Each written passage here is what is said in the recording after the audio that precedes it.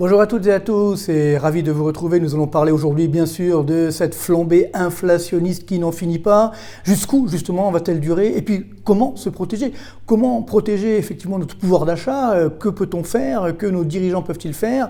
Et puis comment protéger également notre épargne? Voilà un petit peu les grandes questions que nous devons nous poser. Nous allons essayer d'y répondre évidemment avec des graphiques toujours pédagogique, réalisé sans trucage, et justement on va comprendre ce qui est en train de nous arriver et ce qui va également nous arriver avec un premier graphique que l'on voit ici, l'explosion donc de l'inflation. Ça continue, ça c'est la France, c'est les derniers chiffres donc, du mois de juin, ils viennent de sortir, vous voyez, 5,8% de glissement annuel des prix à la consommation en France, un plus haut depuis juillet 1985, et si nous prenons les normes, vous savez qu'il y a un écart entre les normes de l'INSEE et les normes Eurostat, regardez c'est incroyable, là on est déjà, alors la courbe bleue c'est les normes françaises, on va dire de l'INSEE traditionnel, donc 5,8%, c'est quand même un plus haut, on vient de le voir depuis l'été 85, mais si on regarde avec les normes européennes harmonisées, nous sommes déjà à 6,5% d'inflation, et on a un écart, vous voyez, entre les deux, la courbe rouge et la courbe bleue, de 0,7 points. On n'a jamais vu un tel écart entre l'inflation mesurée aux normes de l'INSEE et aux normes européennes, les deux étant mesurées d'ailleurs par l'INSEE. Donc c'est ce qui pose problème. On a bien sûr une inflation qui est peut-être certainement plus forte que celle qui est affichée. C'est comme la météo, hein, c'est la différence entre les températures affichées et puis les températures ressenties. Là on a une inflation qui, c'est vrai, ne paraît pas encore débordante, mais qui en fait est beaucoup plus présente et beaucoup plus dangereuse qu'on veut bien l'annoncer, et surtout elle va durer. Pourquoi? Bien, on a l'indicateur avancé de l'inflation, ce qu'on appelle les prix à la production, et là regardez, alors ça s'est calmé un petit peu au mois de mai, donc c'est la courbe bleu ici, nous sommes sur un niveau de 25% de glissement annuel des prix à la production en France, donc que payent les entreprises. Pour l'instant, elles ne répercutent pas complètement sur les prix de vente. Ça risque d'arriver évidemment, alors pas complètement, on n'aura pas bien sûr à 25%, mais on peut monter à 7-8% d'inflation dans les prochains mois en France. Alors si on regarde dans le détail ce qui augmente le plus, donc là voilà le détail, alors ça c'est le mois de mai parce qu'on n'a pas encore le détail du mois de juin, chiffre de l'INSEE bien sûr, donc le gaz bien sûr 49,2%, les fruits surgelés par exemple 32%, l'essence évidemment 24%, donc là on se rend bien compte que ce que l'on consomme au quotidien ça augmente très fortement, et c'est là où cette inflation est très inégalitaire, parce que pour on va dire un ménage en moyenne en France, les dépenses d'alimentation c'est autour des 12%, pour un ménage modeste ça peut monter à 20%, pareil pour l'énergie, en moyenne c'est autour des 10%, ça peut monter également pour 20%, autour des 20% pour un ménage modeste. Donc ça veut dire que si aujourd'hui on regarde l'inflation d'un ménage modeste, avec donc plus d'alimentation et plus d'énergie dans le poids relatif pour son panier de biens, là on a déjà une inflation à 8-10%. Donc c'est pourquoi cette inflation est extrêmement inégalitaire, donc extrêmement dangereuse. Alors autre prix qui augmente, ben là il y a un effet de rattrapage bien sûr, les services touristiques, les transports, les hôtels, etc.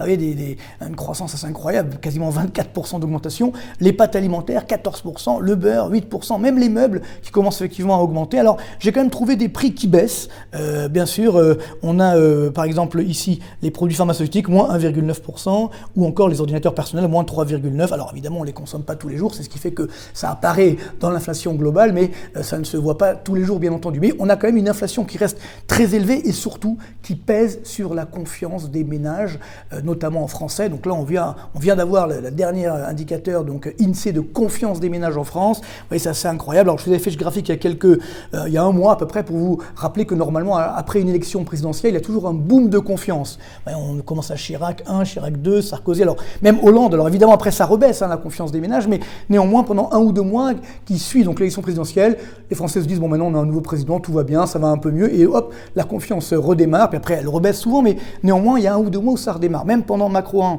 on avait eu donc cette augmentation de la confiance des ménages, et là non seulement il n'y a pas d'augmentation de la confiance des ménages, mais malheureusement ça baisse. Mais juin, vous voyez que la confiance continue de baisser, et on est bien sûr sur un plus bas par rapport au Covid 2019. Vous voyez qu'au plus fort de la pandémie, on avait aujourd'hui donc un indice de confiance qui est 8 points inférieur à celui du début de la pandémie, du Covid-19. Pareil pour les gilets jaunes, c'est inférieur au niveau des gilets jaunes. Il faut remonter à 2013, à l'époque on avait des risques d'attentats, également des risques sur la zone euro, des taux d'intérêt qui étaient très élevés. Et bien finalement, aujourd'hui, les risques inflationnistes dépassent un petit peu tous ces risques, donc les ménages sont extrêmement inquiets, et c'est ça qui est bien sûr particulièrement dangereux, parce que si les ménages ménages sont inquiets, eh bien ils consomment moins. C'est ce qu'on voit ici. Là, vous avez la corrélation entre la consommation des ménages, c'est la courbe rouge en France, et la courbe bleue, c'est la confiance des ménages qu'on vient de voir, effectivement, donc pour les ménages français. Et là, vous voyez que c'est en train de baisser, et donc ce qui veut dire qu'on pourrait avoir un effondrement de la consommation des ménages, des glissements annuels, peut-être même négatifs. Et d'ailleurs, malheureusement, les soldes ont très mal commencé. On est sur une consommation qui reste extrêmement faible, extrêmement moribonde, malgré les prix qu'on peut avoir. Oui, parce que comme les prix augmentent ailleurs, eh bien, le pouvoir d'achat global des ménages est en train de se réduire. Donc c'est ça qui est extrêmement dangereux. Alors, on a également ce mouvement qui est généralisé à l'ensemble de l'Europe, et notamment de la zone euro. Donc là aussi, les chiffres qui viennent de sortir pour le mois de juin, c'est la première estimation. Regardez, 8,6% de glissement annuel des prix à la consommation en France, dans la zone euro. C'est du jamais vu dans l'histoire. Vous voyez que depuis qu'on a des statistiques, alors on ne remonte pas avant les années 90, mais néanmoins, vous voyez que c'est du jamais vu. Et donc c'est vrai que si on regarde là aussi ce qui se passe aux États-Unis, on avait dit oui, mais l'inflation elle est surtout aux États-Unis, tout va bien, chez nous tout se passe bien, pas de problème. Que nenni, si je peux me permettre. On a bien sûr, vous voyez, cette inflation qui est, ça y est au même niveau qu'aux États-Unis, même un petit peu légèrement supérieur. On aura le mois de juin outre-Atlantique la semaine prochaine. On risque d'avoir même une légère baisse de l'inflation aux États-Unis. Donc là, on voit que dans la zone euro, ça y est, nous sommes sur une inflation encore plus forte qu'outre-Atlantique, et donc nous payons bien sûr très cher ce qui est en train de se passer au niveau mondial, au niveau des matières premières, mais pas seulement. Je rappelle que le début de l'inflation était lié à cette planche à billets, à cette dette publique qui a explosé, qui a continué d'exploser en 2021, et donc c'est la règle de base de l'économie.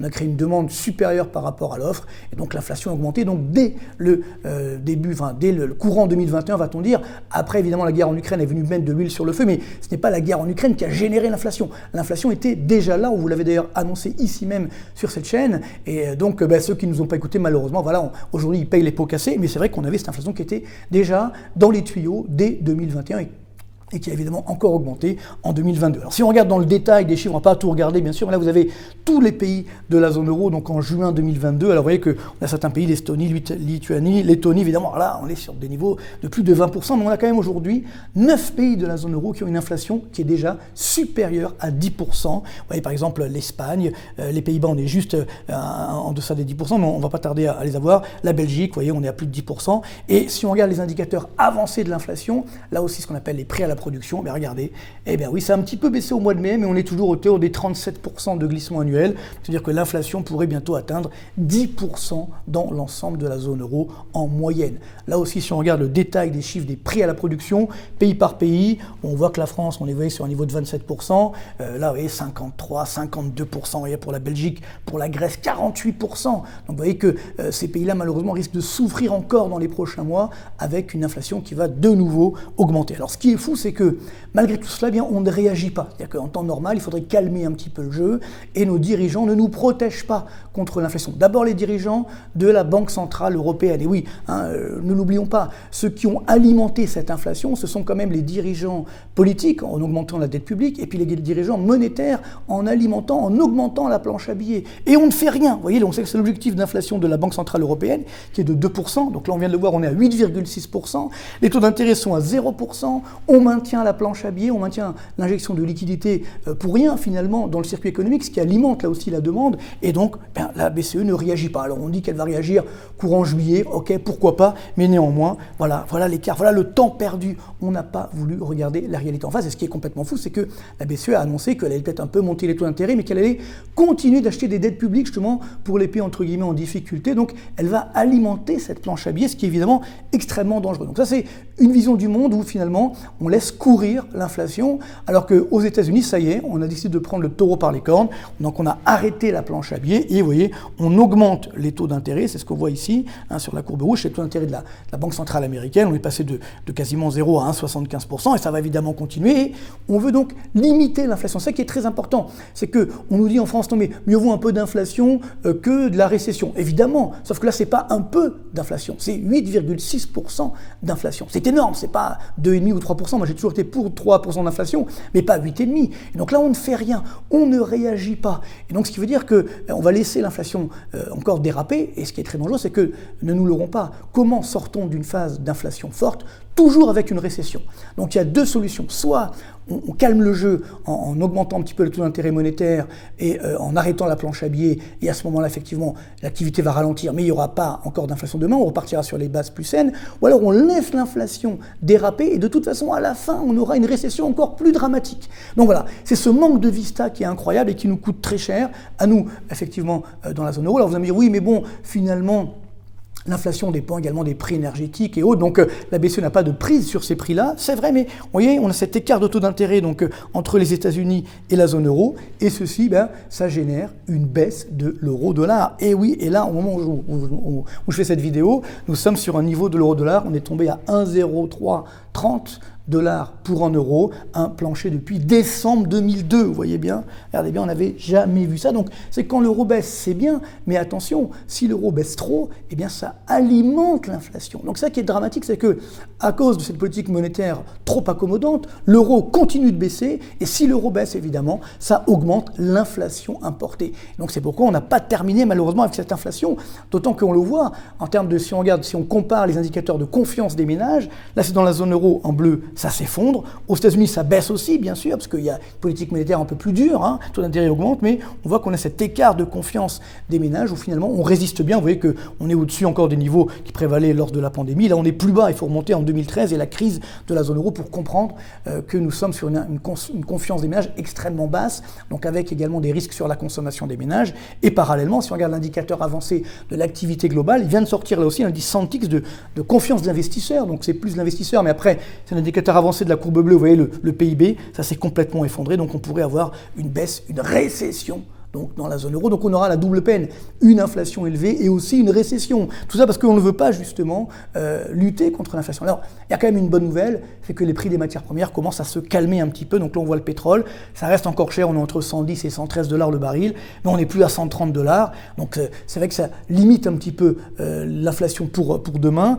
L'autre bonne nouvelle, c'est sur les prix du blé notamment. Là, vous voyez que ça a bien baissé. On avait, il y a quelques mois, on était au-dessus des niveaux de 2008, le précédent sommet historique. Là, on a quand même bien baissé. On est en plus bas depuis le 18 février 2022. C'est encore une hausse de 77% par rapport à 2020, mais néanmoins, vous voyez qu'on est en train de revenir vers des niveaux un peu plus logiques sur les prix du blé, donc moins de risques sur l'inflation au sens large pour les prochains mois. Pareil sur l'indice CRB de toutes les matières premières confondues, ça baisse un petit peu, vous voyez, encore 170% de hausse par rapport à avril 2020, mais on est néanmoins sur une diminution, donc ça veut dire que les prix enfin vont commencer à baisser. Donc si les matières premières commencent à baisser, ça aura un impact sur les prix à la production à partir de l'automne prochain et donc sur les prix à la consommation pour la fin 2022, début 2023. Donc globalement, l'inflation va repartir à la baisse, tant mieux, ça ne veut pas dire que les prix vont baisser. Il y aura moins d'inflation à partir de la fin 2022, mais attention, comme nous évidemment on maintient un euro trop faible, l'euro baisse trop, eh bien ça va limiter cet impact positif, c'est-à-dire que ça va augmenter le prix des produits importés, et donc on verra moins cette baisse des cours des matières premières. Et oui, voilà comment ça nous coûte cher, effectivement, cette politique un petit peu irresponsable de la Banque Centrale Européenne. Alors, vous allez me dire, que fait le gouvernement dans tout ça? On le voit, il va encore annoncer des chèques, des aides ici ou là, alors qu'il faut faire évidemment des mesures beaucoup plus globales, prendre le taureau par les cornes. Alors c'est quelques mesures que j'avais déjà annoncées il y a quelques temps, mais n'oublions pas aujourd'hui que ce qui compte pour donner le pouvoir d'achat, c'est d'augmenter les salaires nets, évidemment, pas faire peser un coût sur l'entreprise, parce que si l'entreprise doit payer davantage les salaires, après elle va augmenter ses prix, donc on aura la spirale inflation-salaire, ce qui sera évidemment très dangereux. Par contre, ce qu'on peut faire, c'est comme on a énormément de charges qui pèsent sur les salaires, aujourd'hui quand un salarié touche 50, ça coûte 100 à l'entreprise. Donc si on baisse les charges qui pèsent sur les salaires, on va augmenter les salaires nets. Donc on va donner du pouvoir d'achat. Voilà la mesure. Autre mesure, réduire par exemple la CSG, que tout le monde paye, même y compris les retraités, y compris les chômeurs, etc. Et donc ça va permettre là aussi de donner du pouvoir d'achat.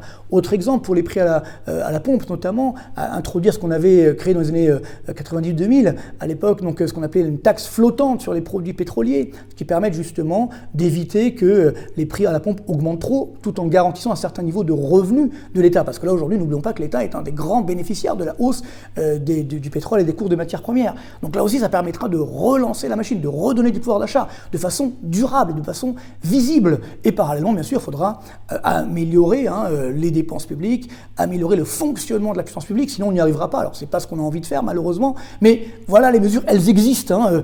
Moderniser notre économie, ça aussi j'en ai déjà souvent parlé, donc les mesures existent, malheureusement on ne veut pas les prendre. Dernier point, bien sûr, on a compris que tout n'était pas lié à la guerre en Ukraine, mais si on arrête cette guerre en Ukraine, là aussi il y aura moins de tensions inflationnistes. On a vu dernièrement que les Chinois ont réouvert un petit peu, leurs frontières, il y a un peu moins de confinement, même s'il y en a toujours malheureusement. Donc les bateaux, ça y est, peuvent bouger, peuvent nous livrer. Donc là, il y aura moins de pénurie dans les mois à venir. Vous voyez que donc c'est un niveau mondial aujourd'hui, global, et nous, malheureusement, nous sommes toujours les dindons de la farce, nous notamment les Européens. Alors, dernier point pour nous, on va dire les consommateurs et les épargnants. Alors déjà, Carpe diem, alors faites jouer la concurrence entre les différentes anciennes pour limiter l'augmentation évidemment des prix, toujours évidemment avec quand même de la qualité. Je pense qu'on va avoir des très bons produits de qualité, mais avec des prix un peu plus intéressants que d'autres où là évidemment il y a des très fortes hausses des prix. Donc faites jouer la concurrence. Carpe diem, consommez maintenant, demain évidemment.